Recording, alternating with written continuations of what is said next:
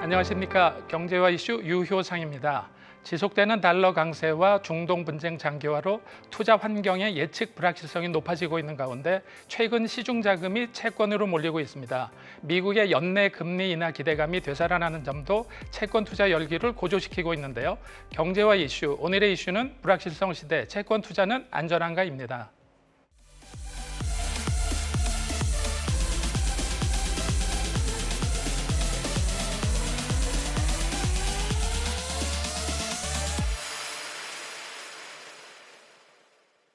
개인 채권 순매수액 2023년 37조 5,620억 원, 2년 만에 8배. 올해 4월 개인 채권 순매수 4조 7천억 원, 월별 기준 역대 최고치. 미 4월 소비자 물가 올해 첫 둔화, 금리 인하 기대감 상승. 안녕하세요. 경제와 이슈 나연지입니다. 투자 환경의 예측 불확실성이 커지면서 채권이 상대적 안전자산으로 각광받고 있는데요. 금융투자협회에 따르면 개인의 채권 순매수액은 2021년 4조 5,675억 원에서 2022년 20조 6,113억 원, 2023년 37조 5,620억 원으로 솟구쳤습니다. 불과 2년 만에 8배 넘게 불어난 수치인데요. 올해 들어서도 개인의 채권 사랑은 이어지고 있습니다. 지난 4월까지 15조 9,780억 원을 사들였고 4월에는 4조 7천억 원 순매수로 월별 기준 역대 최고치를 기록했는데요. 개인 투자자에게 채권은 주식에 비해 접근성이 낮고 유동성이 제한적인 시장이지만 채권 금리가 연중 최고치 수준으로 오르자 매수세가 몰렸습니다. 국내 자산운용사들도 올해 들어 공모펀드에 채권을 대거 담고 있는데요. 4월까지 순매수한 국내 채권 규모는 66조 1,378억 원으로 지난해 같은 기간과 비교해 21.1% 늘어난 수치입니다. 채권형 펀드로 자금이 유입된 배경으로는 미국 연준의 금리 인하 기대감이 크게 작용했다는 평가인데요. 미국의 4월 소비자 물가지수 상승률이 올해 들어 처음으로 둔화하면서 9월 금리 인하 기대감이 높아지고 있습니다. 이에 시중은행은 미국 국채에 투자하는 펀드, ETF, 신탁 상품을 발빠르게 선보이고 있고 미국 국채 상품 판매 잔액도 꾸준히 증가하고 있습니다. 불확실성의 시대, 채권 투자는 안전한 대안이 될 수 있을까요? 불확실성 시대 채권 투자는 안전한가라는 주제로 다양한 시선에서 말씀해 주실 전문가를 모셨는데요. 서준식 숭실대학교 교수님 함께합니다. 안녕하세요. 안녕하십니까? 네. 안녕하십니까? 최근에 투자 시장에서 채권 열기가 굉장히 높아지면서 최근 들어서 1, 2년 동안에 채권으로 들어온 금액이 굉장히 커졌다고 그러는데요. 이런 네, 열기가 일어난 배경은 어떤 게 있을까요? 저는 한 두 가지 정도로 그렇게 나눠서 생각을 하고 있는데요. 첫째는 우리가 이때까지 2010년대에 네. 저금리 시대였잖아요. 네. 1% 그리고 2% 이하의 금리에 익숙해져 있던 우리가 갑자기 4% 이상의 금리 이런 것들이 막 나오니까 이 금리는 향후에는 떨어질 수밖에 없다. 네. 다시 예전으로 돌아간다. 이런 기대감이 상당히 커져 있고요. 그래서 채권은 높을 때, 금리가 높을 때 사놓으면 나중에 떨어지면 돈 되더라. 네. 뭐 그런 생각으로 투자를 하시는 분들이 좀 많으신 것 같고요. 네. 그다음에 두 번째로는 지금 최근 몇 년간 우리나라의 자산의 한 80%, 70%를 차지하는 부동산 쪽 이쪽으로 들어가는 돈이 아무래도 좀 많이 줄어들었을 거예요. 네. 그것도 그런 줄어드니까 그 돈들이 아무래도 자본시장 쪽으로 조금 이동하는 그런 과정에서 채권 투자도 좀 많이 늘었다 이렇게 생각을 하고 있습니다. 네, 지금 교수님 말씀 주실 때 시청자분들께 조금 헷갈릴 수 있을 것 같은데요. 네네네. 지금 굉장히 많은 분들이 그런 질문을 하시는데 금리가 낮아질 것 같으니까 채권이 인기가 높아진다. 네. 보통 예금으로 생각하면 금리가 떨어지면은 네. 채권을 안 살 것 같은데 그래서 은행에 있는 예금과 채권 가격하고 반비례다 그러는데 그 부분을 어떻게 이해하면 좋을까요? 보통 채권 금리가 내려가면 채권 가격이 올라간다 네, 이렇게 그런 표현을 표현을 많이 하는데 하죠. 사실 네. 정확한 표현은 채권 금리가 내려가면 시장의 채권 금리가 내려가면 보유하고 있는 채권의 가격이 올라간다 이렇게 이해하시면 되고요. 예금하고 채권의 다른 점은 이 채권은 유가증권이기 때문에 가격이 있죠. 가격이 있고 그 가치에 따른 가격의 변동이 있고 그래서 시장에서 매매가 되는 것이 예금하고 다른 점이고요. 그렇기 때문에 그 가치가 변동함에 따라서 가격이 변화하는 거죠. 근데 어떻게 변화하느냐? 저희 아버지가 가지고 있는 비상금을 1억을 예금에 넣었어요. 5%의 예금을 넣었어요. 그러면 이제 보유하고 있는 예금은 5%짜리 예금이 되는 거잖아요. 그 다음날 은행에 다시 한번 가봤어요. 가봤는데 내가 가입했던 1년짜리 만기 예금의 금리가 4%로 떨어진 거예요. 시장 금리가 떨어진 거예요. 시장 금리라는 거는 다른 거래되고 있는 다른 주변의 모든 금리를 얘기하는 거죠. 그래서 저는 5%짜리를 가지고 있는데 시장에서는 그게 4%로 떨어졌으니까 기분이 좋을까요? 나쁠까요? 굉장히 좋겠죠. 기분이 좋죠. 사실은 예금은 그거를 매매를 하지 못하기 때문에 그냥 기분만 좋은 건데 채권은 그 금리가 떨어진 만큼 기분이 좋은 만큼 가격이 상승한 거하고 똑같이 보시면 됩니다. 그러면 얼만큼 상승했냐 하면 1억을 예금에 5%에 넣었는데 1%만큼 그 금리가 떨어졌기 때문에 1억에 1%, 그거에 1년치. 만약에 3년짜리 예금에 넣었다 그러면 3년치. 요거는 1년치니까 1년치에서 하루 지났기 때문에 빼기 하루. 네. 그만큼 가격이 상승했습니다. 그래서 실제로 기분이 그렇게 좋은 만큼 가격이 오르고, 사실 금리가 오르면 내가 가지고 있는 그 채권은 5%밖에 안 주는데 주의 금리가 6%로 상승하면 기분이 나쁘잖아요. 그렇죠. 기분 나쁜 만큼은 사실은 가격이 하락했다. 그렇게 보시면 되고요. 그리고 만기가 길면 길수록 5년, 10년 뭐 이렇게 만기가 길면 길수록 금리 변동에 따른 기분이 더 좋고 더 나쁘겠죠. 사실은 그 가격 변동폭이 굉장히 크거든요. 보통 한 10년 만기 채권은 한 8에서 9. 그래서 10년 만기 채권 같은 경우는 금리가 1% 하락하면 한 8%에서 9% 정도 가격이 상승하고 뭐 그만큼 기분 좋다. 그렇게 보시면 생각하시면 될 것 같습니다. 조금 전에 교수님 말씀해 주신 대로 뭐 국채 말씀을 해주셨는데 채권의 종류가 뭐 국채도 있고 공채, 회사채 이렇게 얘기하는데 그걸 어떻게 분류를 하고 실제로 개인들 입장에서 접근할 수 있는 채권은 어떤 종류까지 가능할까요? 네, 채권의 종류는 크게 두 가지로 분류가 되거든요. 누가 발행했느냐, 어떤 주체가 발행해서 그 돈을 빌려갔느냐. 그리고 두 번째는 그 채권의 만기예요. 이게 1년짜리냐, 5년짜리냐, 10년짜리냐. 그렇게 나누어지는데요. 그래서 예를 들어서 A 은행에서 발행한 뭐 3년짜리 채권이 있다. 그러면 이거는 보통 그 A 은행 3년물 이렇게 불려지죠. 그래서 그렇게 두 가지 만기와 그리고 그 발행 주체로 채권 이름이 불려지는데요. 국채는 뭐 아시다시피 그 국가 정부에서 발행한 채권이고 공채는 공사들 그런 쪽에서 발행을 하고 뭐 은행이나 아니면 카드 회사 이런 데서 발행한 거는 금융채, 그리고 많은 그 주식 회사들이 발행한 채권은 회사채 이렇게 분류를 하고 있고요. 그리고 국채 또 하나 또 중요한 채권이 지역채가 있네요. 지역채는 우리가 사실 그 자동차를 살 때 그 첨가 소화채라고 이렇게 잠깐 샀다가 파는 보통 그런 채권을 얘기하는데 그 지역채는 뭐 경기도에서 차를 사면 경기 지역채. 예. 그래서 지방 내려가서 차를 사면 싸게 산다 해서 그런 분들도 계시고 그러는 것 같더라고요. 예, 뭐 좀 세금이 낮으니까 아마 그런 분들이 있으신 것 같은데 그런 데서 그런 식으로 발행하는 그 지역채가 또 있습니다. 그래서 그리고 우리가 또 주택을 취득할 때 국채의 한 종류인데 주택을 취득할 때는 또 첨가 소화채를 국민주택채권이라는 거를 또 잠깐 샀다 팔았다 그렇게 하고 있는데요. 이런 그 국민주택채권, 지역채권 요 두 가지 채권이 그 개인들 좀 자산가들이 많이 좋아하는 채권들이었습니다. 그 이유가 뭐냐 하면 지금 시세는 한 4%인데 그 발행 금리가 상당히 낮거든요.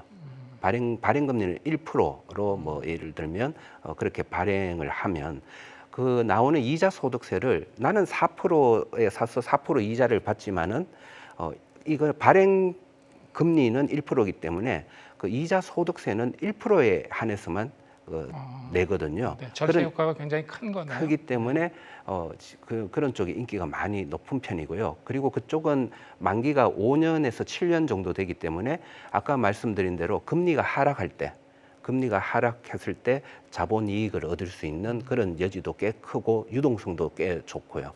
그래서 그쪽에 투자. 그래서 내가 앞으로 금리가 하락해서 한 1년 뒤에는 요거를 지금 내가 5%에 샀다가 1년 뒤에 4%에 팔 거야. 이런 생각을 가지고 투자하시는 분들은 그런 국민주택 채권이나 지방채 그리고 일부 국채 같은 거 그런 쪽을 많이 투자를 하는 경향이 있습니다. 요새 이제 금리가 높고 그러다 보니까 회사들도 회사채를 발행을 하는데 표면적으로는 굉장히 금리가 높게 책정이 되어 있더라고요. 그래서 그런 것들을 사도 좋을까 개인들이 궁금해하시는 분들도 굉장히 많은 것 같은데요. 네. 그렇게 지금 그 회사채가 금리가 높게 형성되고 있는 이유하고 그다음에 어느 정도까지는 사도 괜찮을 거라고 보시나요?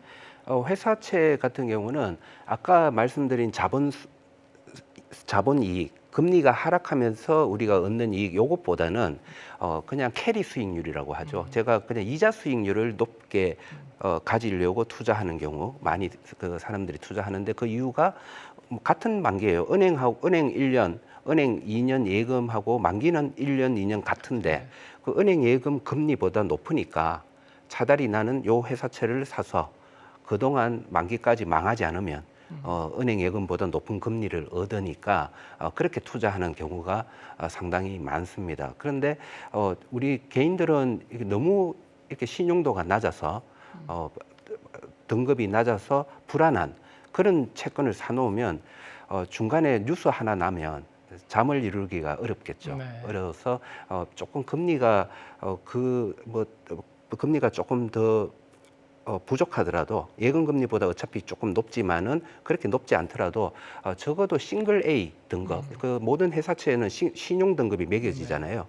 그 싱글 A 이상 등급에 투자하는 게 맞다고 보고 트리플 B 등급 같은 경우에 채권을 투자할 때는 공부를 좀 많이 하셔야 됩니다. 네. 그 회사를 분석을 좀 하시고 적어도 이 만기까지는 망할 일이 없겠다. 등급이 뭐 더 하락할 이유가 없겠다. 뭐 이런 확신을 가질 때는 뭐 그런 채권을 투자해도 좋을 것 같습니다. 네. 네. 교수님께서 말씀해 주신 대로 그 모든 전 세계가 예상한 금리가 곧 하락할 가능성이 굉장히 크고 그렇게 되면은 채권 수익률이 높아질 가능성이 있으니까 채권에 대한 공부를 좀 해야 되겠다는 분들이 굉장히 많은데요. 네네. 근데 의외로 주식 시장에 대해서는 공부도 많이 하고 그 책들도 많이 나와 있고 그런데 교수님께서도 최근에 책을 쓰시기도 하셨는데 네. 개인들이 채권 공부를 한다 그러면은 어떤 부분에 중점을 두고 좀 공부를 해야 될까요? 일단 기본적인 채권의 메커니즘을 좀 아시는 게 좋을 것 같아요. 예를 들어서 조금 전에 말씀드린 것처럼 이 단기 채권과 단기 채권은 사실은 그 성격이 예금하고 거의 비슷하거든요. 그런데 중기 채권, 만기가 3년, 5년, 10년 이렇게 그 만기가 긴 채권들을 사면 또 이 채권들의 특성은, 이 성격은 어떤 건지, 그 성격 종류별로 어떤 성격을 가지는지 이런 것들을 잘 공부를 하고 투자하는 게 좋을 것 같고요. 그리고 채권 같은 경우는 이거를 제가 사서 만기까지 들고 간다기보다는 중도에 매각하고 나올 때 어떤 수익을 얻을까 뭐 요거를 좀 공부를 많이 하시는 거 좋습니다. 그래서 채권에는 예금처럼 그냥 이자 소득만 있는 게 아니라 이자 소득 플러스 거기에다가 자본 손익, 금리가 오르고 내림에 따라서 생기는 그런 손익 그게 더해지고요. 해외 채권 같은 경우는 거기에다가 더하기 해서 환율의 등락에 따른 손익 그게 포함이 되는 그런 개념을 잘 이해하시는 게 제일 중요할 것 같습니다. 예, 장단기 금리가 미국 같은 경우에 굉장히 크게 역전이 되어 있는 상태인데요. 이렇게 되면 네네. 굉장히 그 언스테이블한 상태이기 때문에 네. 경기 침체가 오든지 이게 좀 바로 정합성으로 좀 장기 금리가 올라가야 된다라고 얘기하는데 굉장히 오랫동안 이렇게 역전되어 있는 게 유지가 되고 있지 않습니까? 그런데 네네. 그럼에도 불구하고 30년물이 4점 몇 것을 유지하고 있는 거 보면은 네. 금리가 내려가더라도 굉장히 높은 수준으로 유지가 될 거다라고 시장이 예측을 하는 것 같은데요. 네. 지금 상황을 어떻게 판단을 하시나요? 이렇게 중장기 금리가 역전돼 있는 상태를요. 보통 이제 그 장기 금리도 결국 장기적인 기준금리의 예측치의 평균치, 그거를 감안한 금리가 되기 때문에 지금 기준금리보다 미국도 그래도 좀 낮잖아요. 네. 그래서 기준금리가 향후에는 지금보다 떨어질 수밖에 없다. 그리고 그 떨어지는 이유는 앞으로는 경기가 좀 지금보다는 안 좋아지기 때문이다라는 것을 시장에서는 그렇게 예측하고 있고 분석을 하고 있기 때문에 경제도 안 좋아지고 그래서 장기적으로는 기준금리도 계속 좀 떨어뜨릴 거고 그렇기 때문에 장기 채권은 어느 정도 기준금리보다 낮아야 된다라는 그런 컨센서스가 지금 뭐 이루어지고 있는 것 같습니다. 저는 어느 정도 찬성을 하고요. 네. 하지만 그 급격한 뭐 1년에 6번 인하라든지 이런 거는 없을 거기 때문에 그 장기금리 수준이 그래서 4% 후반대 정도면 매력적이고 4% 이하는 안 하는 게 좀 위험하다. 아니면 4% 초반도 조금 저는 좀 부정적으로 나라면 투자를 안 하겠다. 뭐 그 정도로 생각을 가지고 있습니다. 그리고 교수님께서 조금 전에도 말씀하셨지만 우리나라 금리도 계속해서 그 장기물이 떨어진다라고 예측을 한다고 그러는데 네. 미국이 그 정도로 그 금리가 유지가 될 거라고 생각하면 과거에는 그 미국 금리하고 우리나라 금리가 커플링 돼서 우리나라 금리가 미국 금리보다 높게 유지를 하고 있다가 이제 디커플링 상태가 유지가 된 지가 굉장히 오래됐는데요. 네. 그렇게 되면 우리나라 금리도 내려갈 거다라고 속단하는 거는 굉장히 좀 그 성급한 거 아닐까 하는 생각이 드는데 어떻게 생각하시나요? 저는 우리나라 예를 들어서 미국 같은 경우는요. 저는 이제 금리 인하를 하는 거는 경제에 그 진통제를 주는 것이다 이렇게 표현을 하고 있는데 과거 금융위기 이후로 미국을 위시한 모든 나라들이 막 엄청난 진통제를 투여하고 있었죠. 그러다가 야 이러다가는 다 죽겠어. 이제는 진통제 투여를 그만해야 돼. 하고는 미국은 아예 다 그냥 진통제에 넣는 거를 어느 날 다 빼버렸잖아요. 네. 빼버린 상태예요. 5% 이상 금리가 갔다는 거는 그렇게 저는 표현을 하고요. 한국 같은 경우는 이거를 미국처럼 다 빼버리면 다 죽어. 왜냐하면 그때 우리나라가 부동산에 너무 가계대출이 많고 너무 많기 때문에 이거를 다 빼버리면 죽을 것 같으니까 그래도 빼기는 빼야 돼. 해서 야 그러면 하루에 한 분장 정도는 진통제에 넣는 걸로 하자. 해서 지금은 우리나라는 지금 그런 상황이거든요.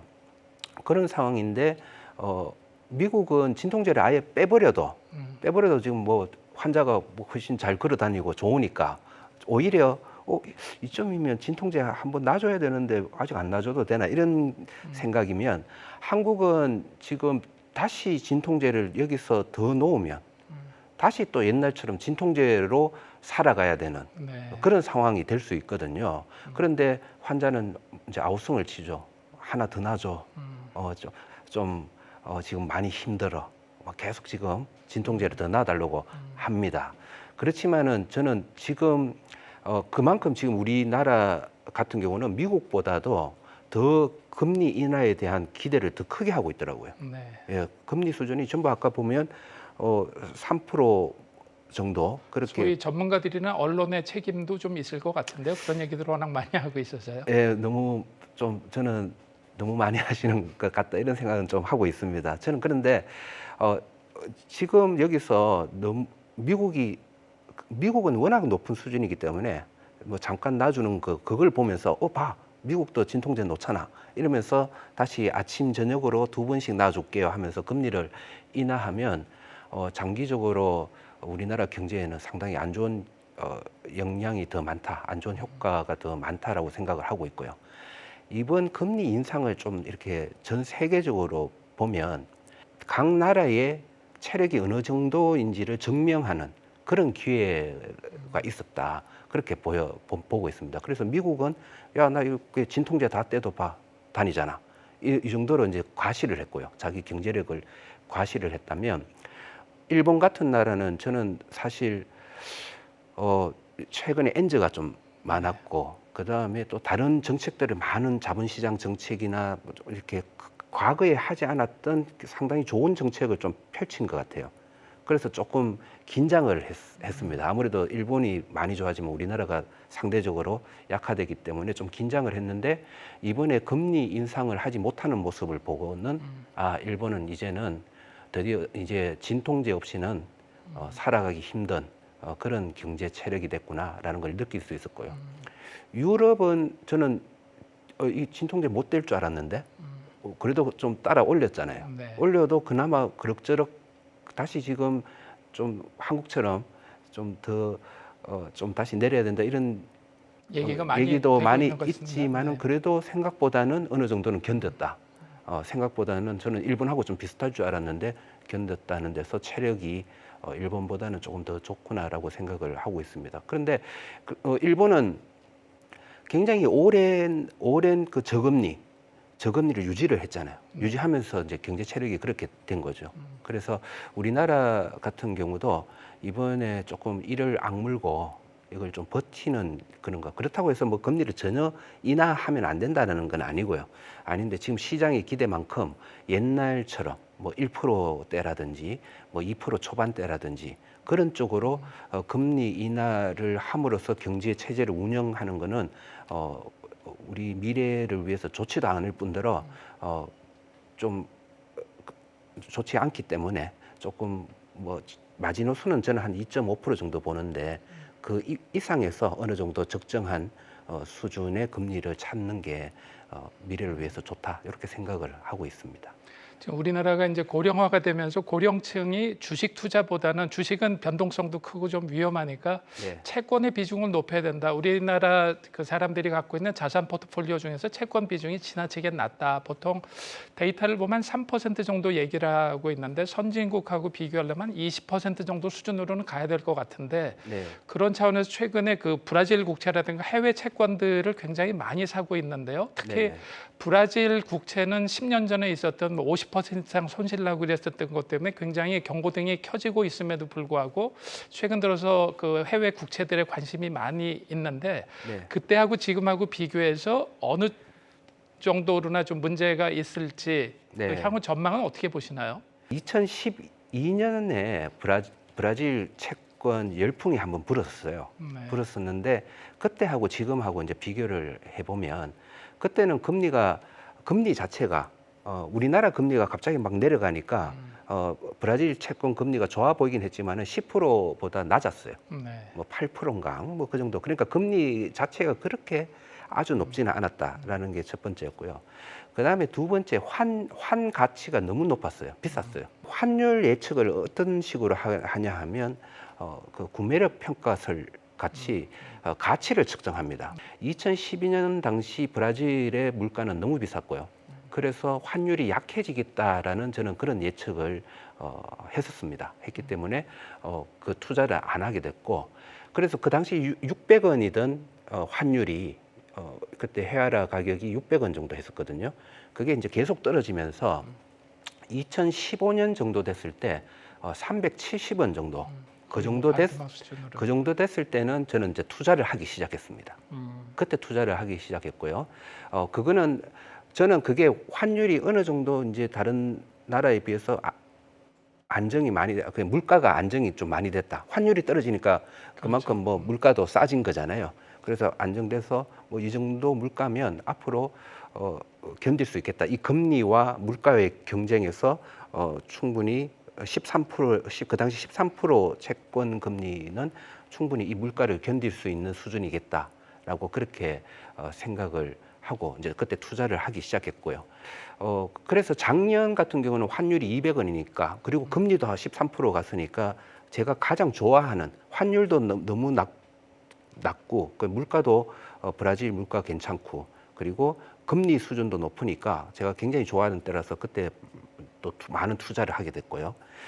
지금 또 좀 이렇게 투자를 하고 좀 기다리니까 금리가 또 그때 이후로 좀 빠졌더라고요. 10%대로 빠지길래 이제 그때는 그냥 보유하고 있다가 최근에 금리가 다시 11% 이상으로 올라가고 어제 제가 매입한 가격은 11.7%였어요. 11.7%에 10년물을 매입을 하면 제가 10,000원을 투자하면 11.7%에 10,000원을 투자를 하면 10년 뒤에 3만 원이 돼요. 원리금이. 네. 이 복리로 계산을 해보면 3만 원이 되고요. 그렇다면 지금 환율인 200원, 270원. 270원이 10년 뒤에 반토막이 나도 반토막이 나서 뭐 최악의 경우 135원이 된다 하더라도 저는 3만 원에서 반토막 나면 15,000원이 되잖아요. 네. 15,000원이니까 뭐 한 10년에 50% 기간 수익률 50% 정도는 얻을 수 있으니까 이 정도면 충분히 그 금리가 매력적이다. 이렇게 생각하고 다시 투자를 조금 해봤습니다. 아까 말씀드린 대로 우리나라에서는 채권 비중이 그 자산 규모에서 재테크하는데 굉장히 작은데 교수님께서 보시는 바람직한 그 포트폴리오 비중은 어떻게 보시나요? 저는 가치 투자자는 아무래도 가장 싼 거에다가 많이 투자를 하게 되는 네. 그런 성향이 있습니다. 그래서 저는 지금 가장 싼 거는 여전히 뭐 최근에 뭐 밸류업 이런 것 때문에 좀 상승을 많이 좀 하긴 했지만은 그래도 국내 주식이 가장 싸다. 아직은 싸다라고 생각하는 게 예를 들어서 최근 많이 올랐지만은 은행주 같은 경우가 여전히 기대 배당 수익률이 7%를 상회하고 있거든요. 뭐 지금 한 7%를 준다는 말은 투자금 대비 10년 뒤에는 한 뭐 10%에서 15% 정도 나온다는 말이고 그러면 평균적으로 10년 평균 배당 수익률은 내 투자금 대비 한 10%가 나온다는 말이거든요. 그런데 채권 금리는 은행 채권 금리는 3% 초반대라는 거죠. 이렇게 비교를 했을 때는 당연히 그런 주식의 비중을 높이는 게 맞다. 그렇게 보고 있고 채권은 국내 채권이 가장 저는 비싸다고 생각하고 있습니다. 우리가 태생적으로 그렇습니다. 우리나라의 자금이 다른 나라들에 비해서 너무 은행권이나 보험권에 너무 자금이 많이 가 있거든요. 금융 투자업보다는 그쪽에 많이 가 있기 때문에 장기 채권의 금리 수준이 굉장히 낮게 형성될 수밖에 없는 구조입니다. 그래서 우리나라 채권은 상당히 좀 많이 비싸니까 차라리 미국이나 브라질 그리고 가까운 제가 그래서 좀 어떤 채권들이 우리한테 좋을까 이렇게 찾아보니까 근데 미국 채는 아까 말씀드린 약간 금리에 따라서 4% 후반대면 좀 적극적으로 해도 괜찮다 이 정도고요. 브라질 채권도 지금 금리 수준이면 괜찮다. 근데 그래서 적어도 이 정도 채권은 한 20% 이상 가져가는 거는 저는 한 10% 정도 들고 가고 있는데요. 네. 예, 그런데 일반 투자자들은 한 20%에서 30% 정도는 지금 채권은 들고 가셔도 괜찮다. 뭐 그렇게 생각을 하고 있습니다. 불확실성 시대 채권 투자는 안전한가라는 주제로 투자 예측 불확실성과 통화 정책 전환 가능성에 대해 주목받는 채권 투자에 대해 다각도로 진단해 봤는데요. 차별에 대한 인사이트를 주신 서준식 교수님께 다시 한번 감사드립니다. 감사합니다. 감사합니다. 감사합니다. 월가의 채권왕으로 잘 알려진 빌 그로스는 한 인터뷰에서 비이성적 과열이 금융시장을 휩쓸고 있다며 채권 공급이 너무 많아 채권 투자가 매력적이지 않다고 진단했는데요. 아직 물가, 통화정책, 달러화 그 어떤 것도 확실하게 방향 전환이 드러나지 않는 상황입니다. 다양한 불확실성이 상존하는 구간에서 균형 감각을 잘 유지하면서 자산 전략을 잘 세워가시길 바랍니다. 지금까지 경제와 이슈 유효상이었습니다. 감사합니다.